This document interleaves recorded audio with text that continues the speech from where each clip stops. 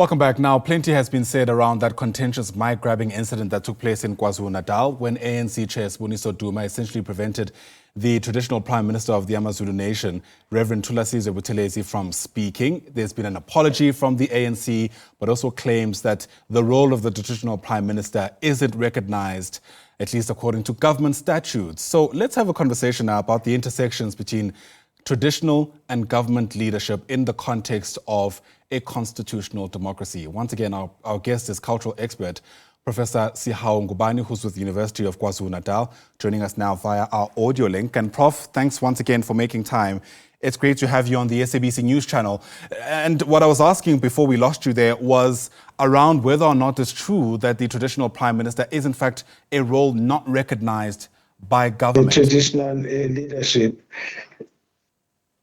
Yes, the Constitution stipulates that Chapter 12, Section 212 recognizes the traditional leadership within the framework of democracy. And also, it is recognized as a custodian of customary law and practices at local level to deal with issues such as land rights and cultural heritage. So it is by the Constitution, and we have a dedicated ministry that deals with traditional affairs. So the Constitution, under the democratic framework, recognizes traditional leadership.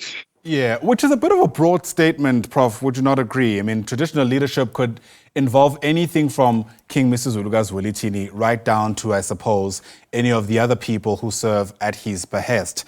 Do you perhaps reckon that this is where the waters might have been muddied? Because part of what the ANC in KwaZulu-Natal is claiming is that while they respect the monarchy, it seems the role of the traditional Prime Minister, insofar as government is concerned, shouldn't get any kind of, credence, for lack of a better term.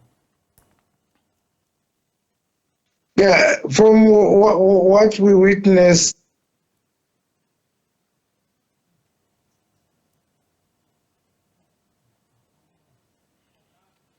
all right, we're having a field day with our connection to Prof. What a pity, because this is such an important discussion. Prof, we had lost you there for a moment. I'm going to just double check if you're still there. Can you hear me? Yes, I can hear you. Please go ahead.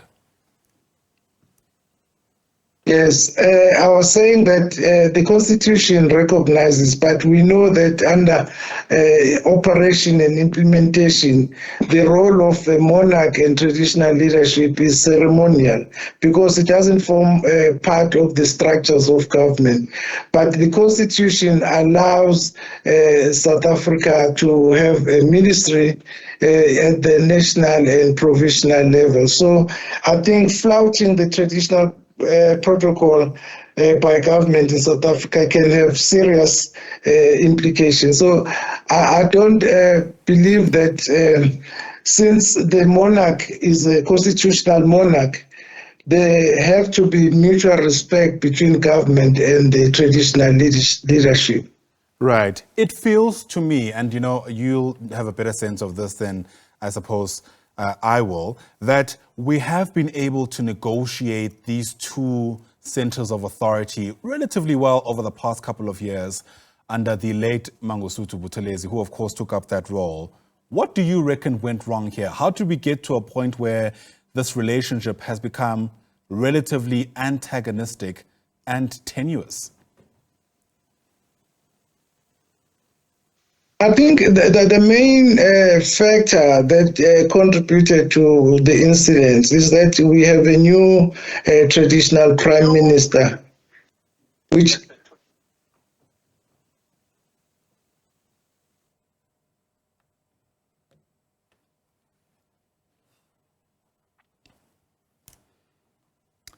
all right.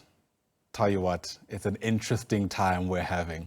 Our connection to the Prof seems to have been severed. It had been quite shaky from the beginning, but I'm afraid we're going to have to leave that discussion there. Apologies, of course, to our viewers for that. It's an incredibly important discussion and hopefully one which we'll be able to have at a later stage. Professor Sihawu Ngubane, in your absence, thanks very much indeed. Professor Ngubane is a cultural analyst with the University of KwaZulu Natal.